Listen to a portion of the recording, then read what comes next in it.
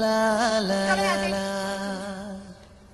हे यहाँ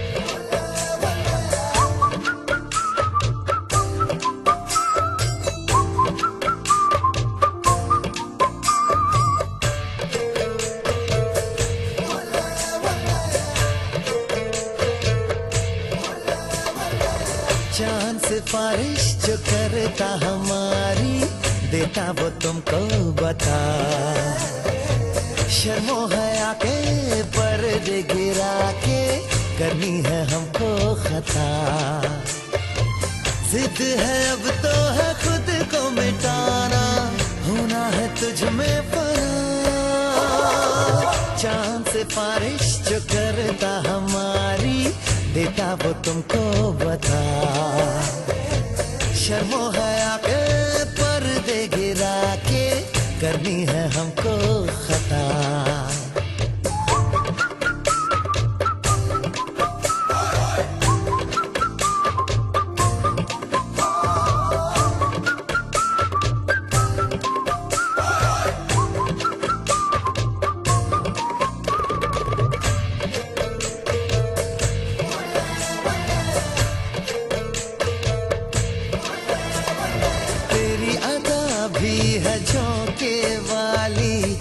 गुजर जाने दे तेरी लचक है कि जैसे डाली दिल में उतर जाने दे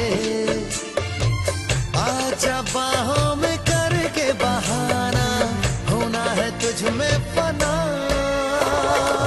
चांद से बारिश जो करता हमारी देता वो तुमको बता शर्मो हया के पर्दे गिरा के करनी है हमको खता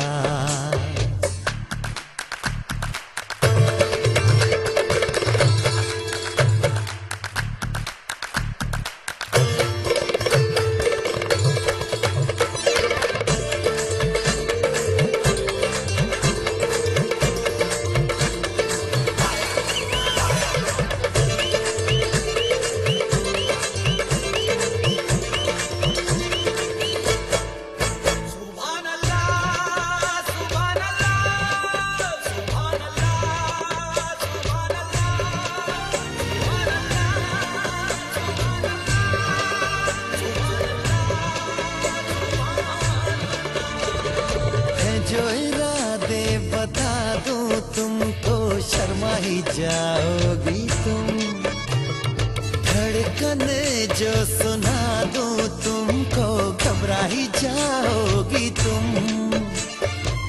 हमको आता नहीं है छुपाना होना है तुझ में फना चांद से बारिश जो करता हमारी देता वो तुमको बता शर्मो हया के पर्दे गिरा के करनी है हमको खता जिद है अब तो है खुद को मिटाना होना है तुझ में फना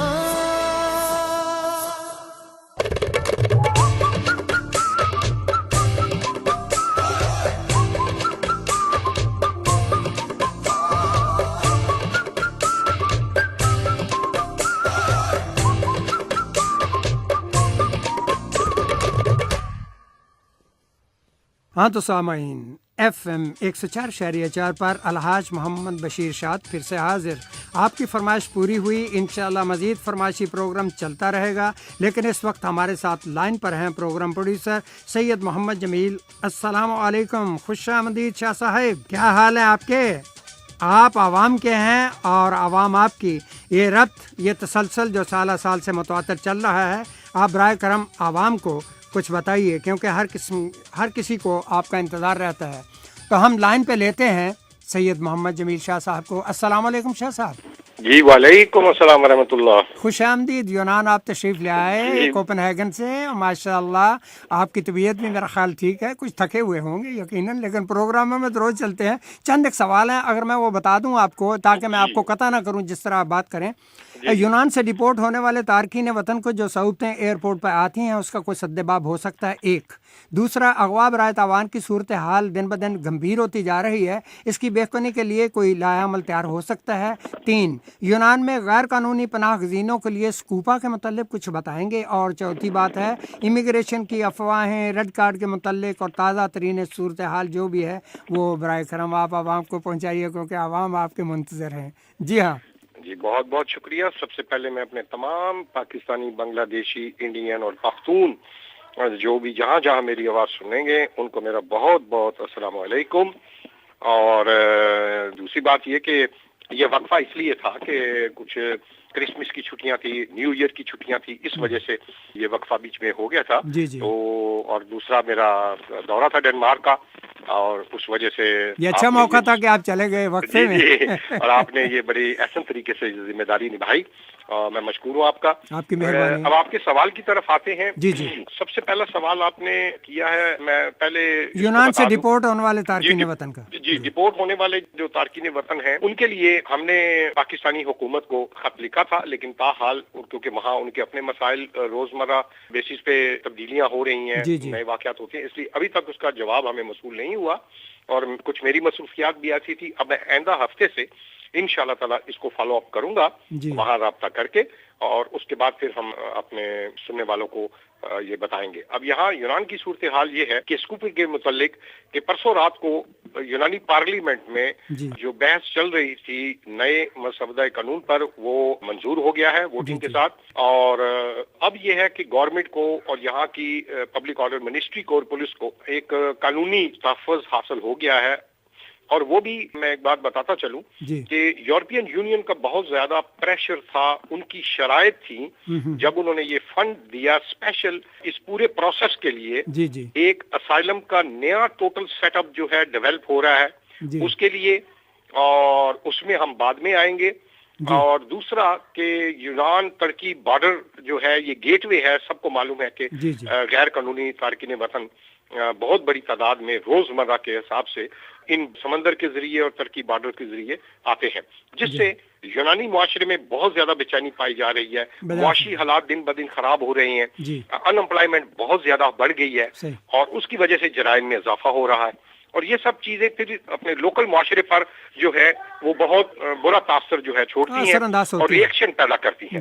اور یہ شروع ہو چکا تھا، اور آپ نے دیکھا کہ جو دوسری انتہا پسند یہاں جماعتیں ہیں وہ بھی بہت زیادہ متحرک ہو گئی ہیں. تو یہ ساری چیزیں جو ہے بہرحال یہ تو ہم آپ کو یاد ہوگا کہ بڑے عرصے سے ہم اس کو پوائنٹ آؤٹ کر رہے تھے اپنا ہیلینک اردو ریڈیو سروس میں اور تمام پروگرامز میں، لیکن ہے کہ اب اس کو قانونی تحفظ حاصل ہو گیا ہے.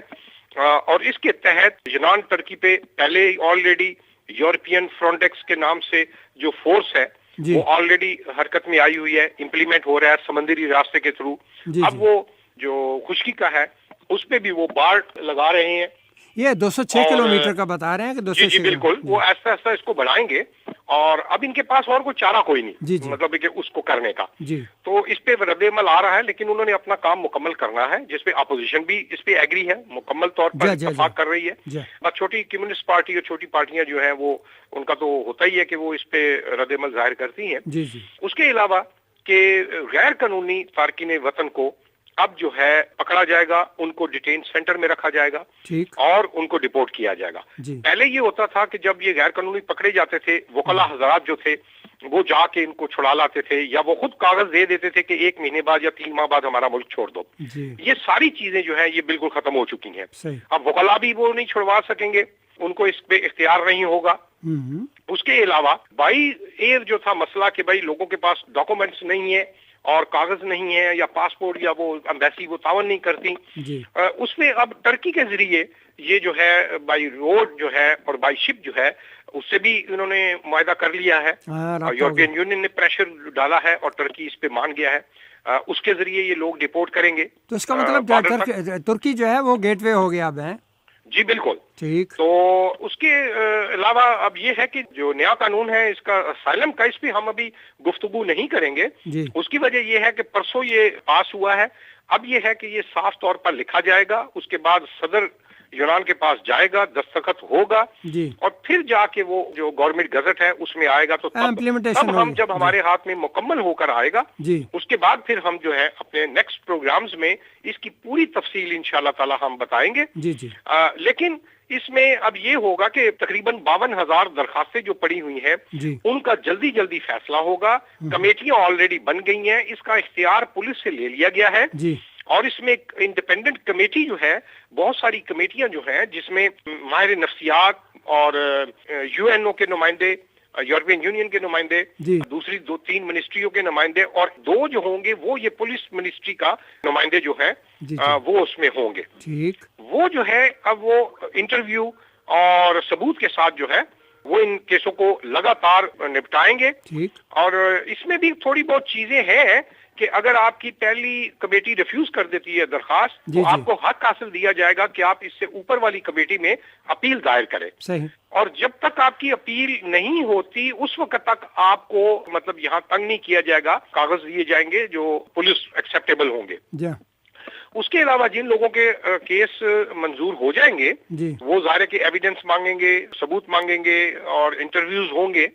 اس کے بعد پھر جن کو سٹیٹس ریفیوجیز کا مل جائے گا وہ پھر مکمل طور پر ان کو کام کرنے کی اجازت، رہائش، یہ سب سہولتیں ملیں گی جس طرح یورپ میں ملتی ہیں، اور آگے یورپ کے دوسرے ملکوں میں بھی وہ جا سکیں گے. لیکن یہ صرف ان لوگوں کو، یہ میں لوگ اس پہ بڑے خوش ہیں، لیکن یہ جو ہمارے لوگوں کا ہوگا پاکستان، انڈیا، بنگلہ دیش، یہ آٹے میں نمک کے برابر. یہی میں کلیئر کرنا چاہتا تھا کہ یہ جو پناہ گزینوں کو جو پناہ ملے گی، سیاسی سٹے جو ہے ملے گی، یہ کس بنیادوں پر ہوگی؟ آیا پاکستان انڈیا اس میں شامل ہے؟ کیونکہ جمہوریت ہمارے ملک میں ہے. نہیں، اس کا انٹرنیشنل جنیوا کنونشن کے تحت ظاہر ہے کہ یہ سیاسی پناہ جو سٹیٹس ہے یہ صرف وہ کیٹیگریز ہوگی. بدل یہ جب مسودہ آئے گا پھر پتہ چلے ہر چیز کلیئر لکھی ہوگی. لیکن عموماً یہی ہے کہ آپ کے ملک جو جنگ کی حالت میں ہے اور ثبوت اس کا ہو کہ آپ کو اپنے ملک میں آپ کی جان کا خطرہ ہے یا اپنے ملک میں کوئی تحفظ نہیں ہے، تو اس پہ بھی وہ باقاعدہ ہوگا. یہ اب ہمارے تو ہے نا کہ جی ہمارا ایک گاؤں ہے وہاں دہشت گردی ہے یا کچھ ہے،